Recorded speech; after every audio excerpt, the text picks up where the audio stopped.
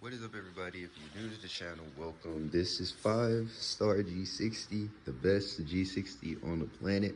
And a lot of you all on TikTok, Instagram have all been DMing me or commenting saying, how did you wire it up? How did you get it to go fast? How did you get all of this? So I'm gonna teach you guys how to get the most out of your e-bike. It does not have to be just a G60. It could be a Red Star, it could be a Mac Fox, it could be any bike. Chinese Hellcat version. If I sent this to China, I'm whooping everybody on those streets. Let's get into it. We're gonna start off with what you need first. A lot of people get this mixed up and they think, oh, well, you spent this much, so it must be easy. I'm not gonna say it's hard, but I'm not gonna say it's easy because I ended up soldering all my connections by myself. So I had to learn how to solder, I had to buy the tools to solder, and I had to implement it. So if you don't know how to solder, I have a video in the description that you're gonna use to learn how to solder. But you are gonna have to supply your own tools. So you're gonna need a soldering iron, flux. I use liquid rosin. All of this is in the description. And you're gonna need solder itself in the description. Secondly, we're going to need, before I say that, we're gonna need one of these. This right here is the old controller. Compared to the Flipsky, nothing compares at all. Like there's literally no comparison. You want to know why? Because this is the reason you're very, very slow. These only have a max of 25 amps, but they only operate at 20 amps continuously, which means if you have a 48 volt battery that has 30 amp capable, it's only going to be pulling 20 amps. And guess what? That's only 960 watts to your motor. Realistically, in a real life situation, 960 watts is plenty fine for somebody on a pedal bike, right? A bike that looks like this has 960 watts and only goes 28 miles an hour down the hill is absolutely outrageous. Just look how beautiful it is, you feel me? It should not go that slow. That's what I was thinking. So I ended up ditching this thing, cut the motor wire, make sure you cut it as close as possible here so we have the most lane, and then I just threw it. It's garbage. Now that you got your motor cable cut, we're gonna talk about the motor cable itself. What is in the motor cable? This is something every e-bike person who has an e-bike, razor, or just a regular bike has, is you gotta know phase wires. The difference between them is very simple. 3 phase wires are an electrical current wire that allows you to push current to the motor. We need watts, right? We have to convert A, voltage, times amps to drive wattage, right? Think about it, this is a 1,000 watt motor. If a 1,000 watt motor is running at 1,000 watts, we're only going, what, 30 miles an hour, 35?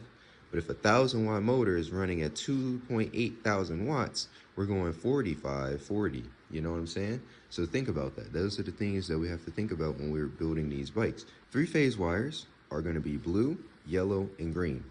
Those are the main wires. And on the Flipsky, they're not color coded.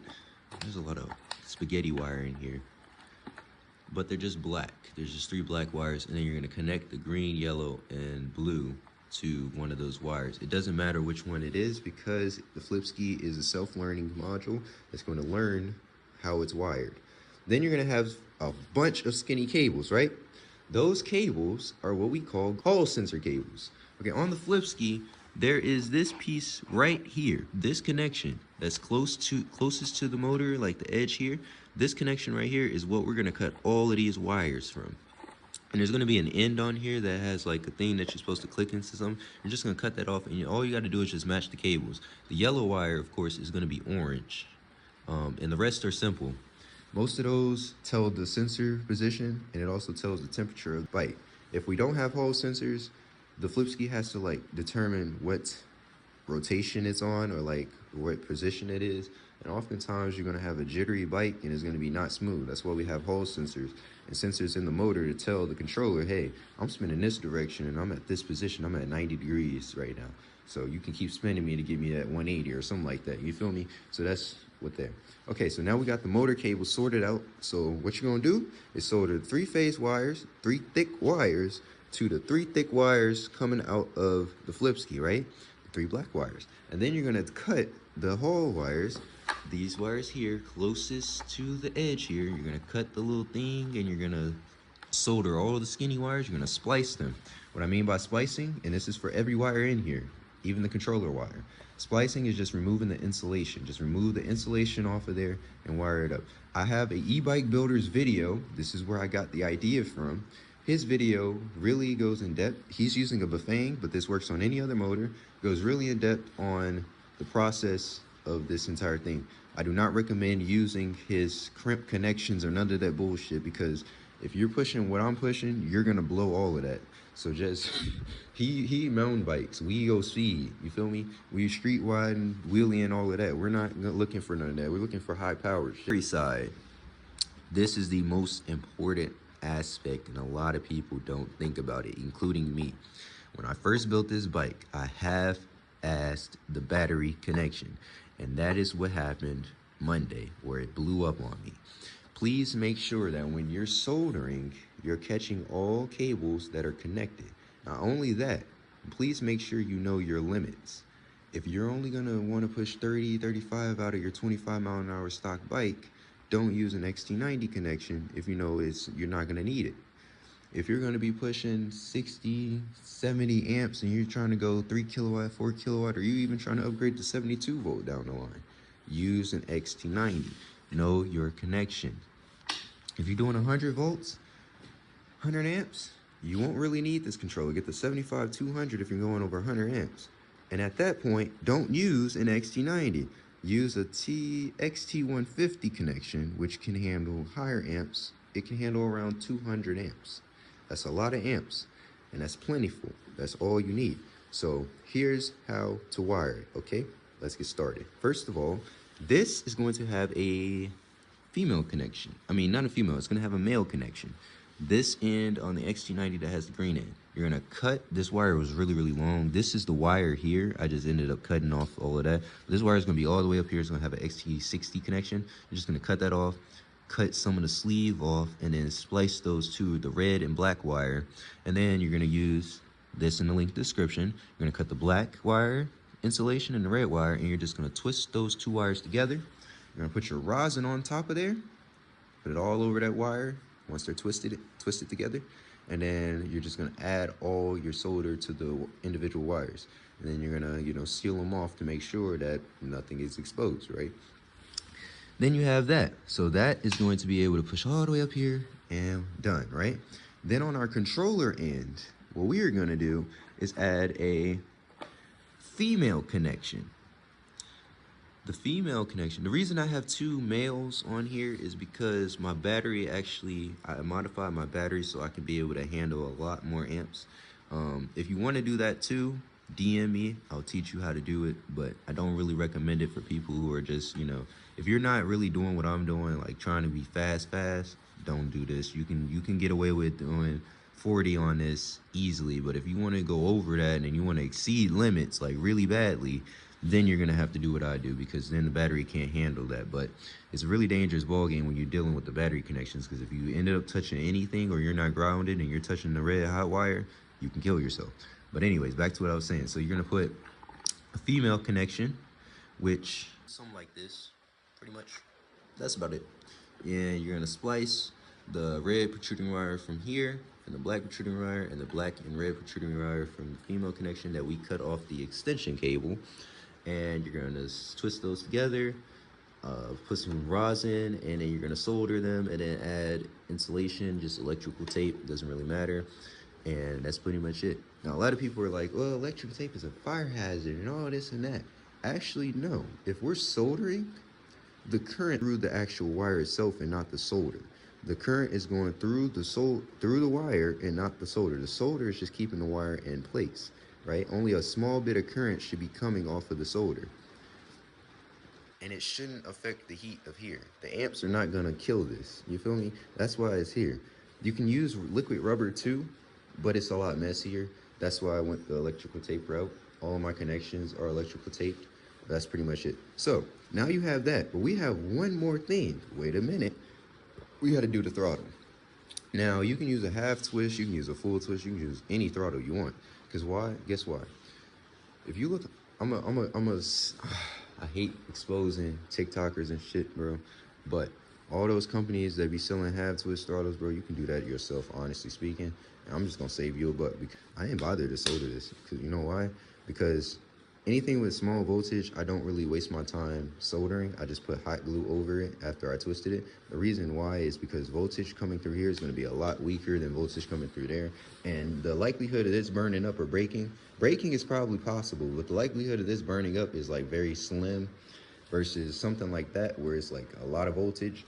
So pretty much it. But anyways, throttle wire and cable. I actually have to put some more tape on this because I ended up burning it trying to make it cleaner, and yeah, it melted into a glob. But anyways, this wire is 3 different things. It's going to be a white wire, which is your signal wire.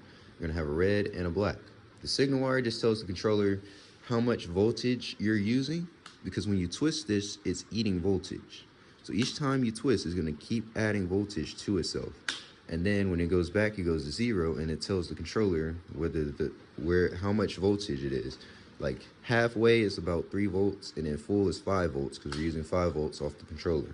And it's just going to send that to the controller, and that's going to tell it how much power to give the motor, basically.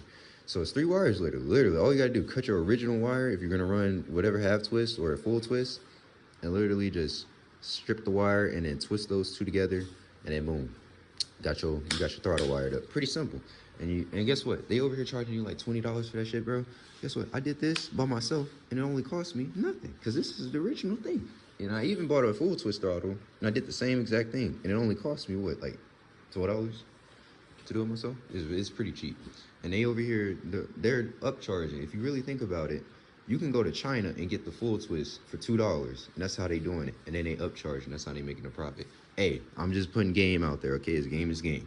So now you got your throttle wired up, right? But we still got one more thing, because the throttle got to be wired to the controller. This is where things get interesting, all right? So you got your throttle wired up, boom. I'm gonna pull on it so I can see where it's at. All right, so like I said, you're gonna need 3 wires, right? You're gonna look on here. You're going to find ADC1. Just remember where ADC1 is, because that's going to tell you the wire you're going to use. ADC1 is just in front of the motor cables. This wire right here is going to have this thing on here. It's really hard to miss because it's the only one on there. We're going to throw that to the side. We don't need that for real.